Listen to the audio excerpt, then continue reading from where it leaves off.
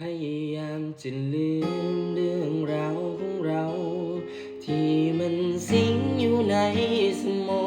งท่องเอาไว้ในใจว่าน้องเป็นของคนอื่นแล้วทุกเหตุการณ์ที่เคยมีกันรู้ว่ามันเอาคืนบ่ได้ย้อนยังหักจนเจ็บเกือบตายบ่เคยล้างมือ ทุกการแจ้งเตือนจึงทำให้มีน้ำตาดึงความทรงจำคืนมาแต่บ่อาจพา